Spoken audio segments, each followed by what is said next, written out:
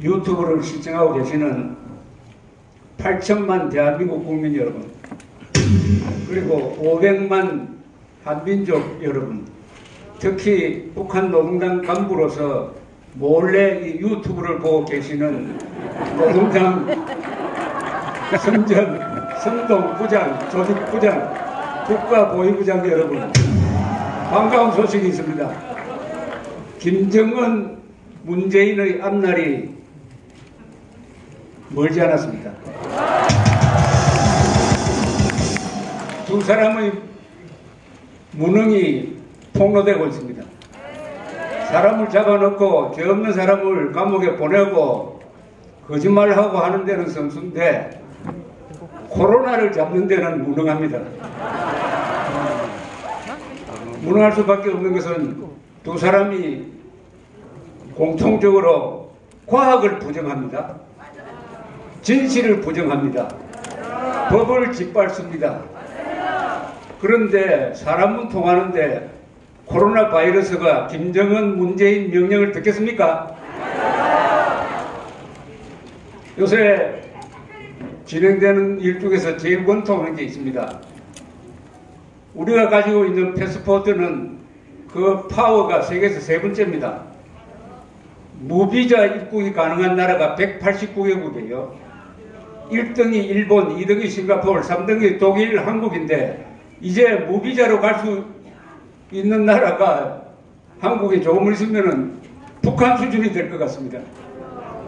그동안 대한민국의 패스포트를 세계 최강으로 만든 사람들이 바로 이승만, 박정희, 이병철, 정주영, 그리고 아주 합헌적인 민주화 운동을 한 분들, 노동자, 근로자, 성실한 국민들 아니었습니까? 그런데 이 나라를, 이 국민을 기피 대상으로 만든 자가 누굽니까? 그러면은 정광훈 석방하고 문정권 구속해야 되는 거 아닙니까? 같이 외쳐봅시다. 정광훈 목사 석방하고 문재인 정권 구속하라!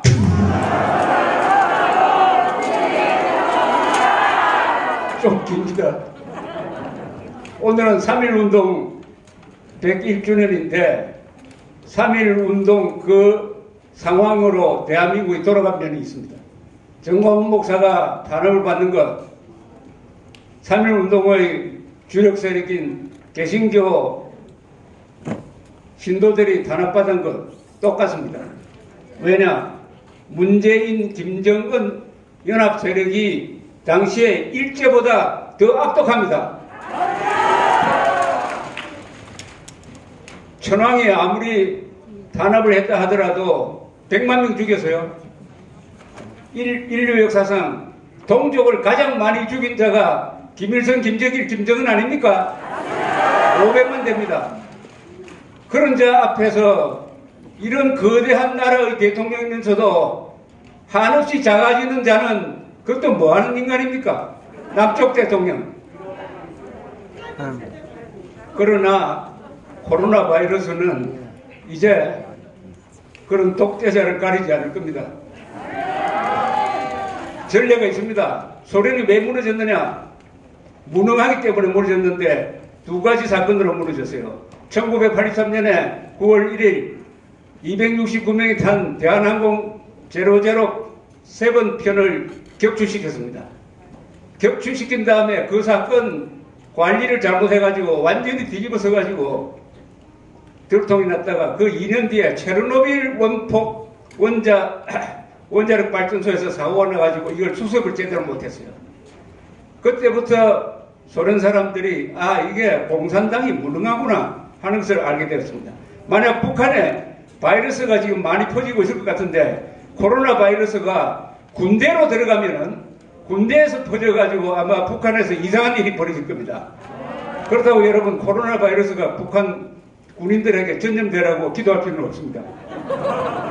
우리가 이렇게 좋은 나라 만들어 놓고 이렇게 코로나로 몰린 데는 우리의 잘못이 있습니다. 이승만 대통령을 지웠습니다. 북한 동포의 고통을 잊었어요. 그리고 자주국방 의지를 포기를 했습니다.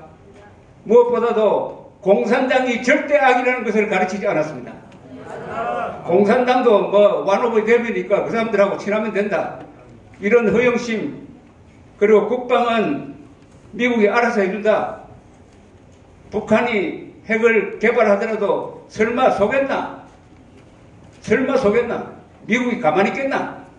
이렇게 하면서 우리가 핵무장해야 된다는 이야기도 하지 않는 이런 살찐 돼지가 되니까 바삭 야윈 핵무장한 북한 노동당 정권 앞에서 벌벌 떠는 존재가 된 것입니다. 우리가 반성할 부분이 많습니다. 특히 이승만 대통령의 위대성을 박정희 대통령 18년 사이에 지워버렸다는 것은 정말 통한의 실수였습니다. 우리가 이렇게 된 것은 무력이 약해서도 아니고 경제력이 약해서도 아닙니다. 정신력에서 졌습니다. 영혼과 영혼의 싸움에서 졌습니다.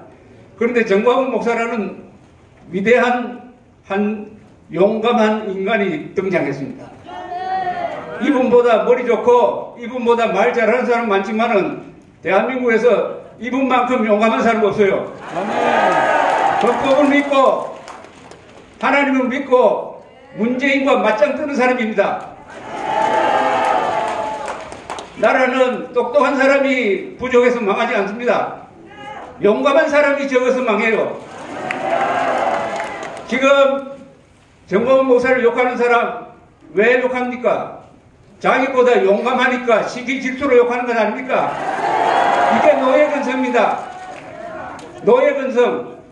이승만 대통령이 아침마다 기도했던 갈라디아서 5장 1절, 주께서 너희를 자유케 하였으니 국세계에 서서 다시는 종의 멍에를 매지 말라. 그 말이 뭐냐면은 노예근성을 버리라는 이야기입니다. 용감한 사람은 밀어줘야 하는 것 아닙니까?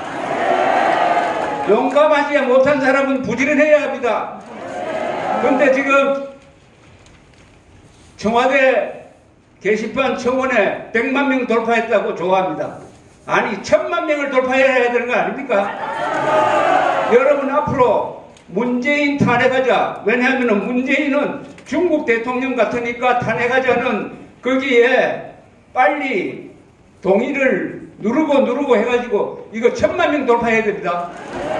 1000만 돌파해야 됩니다. 이 유튜브 방송을 들으신 분들 꼭 1000만 명 돌파하면은 3.1 국민대회를 한 것하고 마찬가지 효과입니다.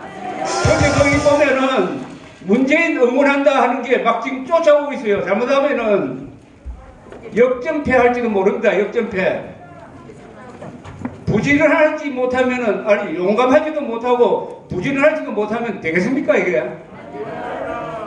자, 이렇게 우리는 정신력에서 졌는데 이제 마무리하면서 여러분들에게 오신 김에 어떻게 하면은 김정은 문재인 세력과 싸워서 영원의 싸움에서 이길 것이냐를 정리해서 말씀드리겠습니다. 제가 만든 것이 아니고 이승만 대통령의 명언입니다. 첫째, 김일성, 김정일, 김정은은 민족 반역자입니다. 민족 반역자와 민족 공조하자는 자도 민족 반역자입니다. 이것만 알면 민족 선동이 안 넘어갑니다. 그리고 대한민국에서 민족투사라고 자칭하는 자에게는 물어야 합니다. 당신 공산당과 싸운 적이 있느냐? 없다면 가짜다. 대한민국은 공산당과 싸워야 자유를 지킬 수 있는데 공산당과 싸운 적이 없는 사람이 민주투사라고 자칭하는 것은 일제와 싸운 적이 없는 자가 독립투사라고 자칭하는 것하고 마찬가지 아닙니까? 무조건적 평화주의자는 간첩과 같습니다. 요 세 개만 딱 배우면 됩니다. 그리고 마지막으로 그 유명한 구호를 같이 외칩시다. 헌법으로 뭉치고, 그 다음 뭐죠? 태극기로 뭉치죠. 태극기로 뭉치고 헌법으로 싸우고 진리로 이기자. 또는 진실로 이기자. 태극기로 뭉치자! 헌법 헌법으로 싸우자. 진리로 이기자. 감사합니다.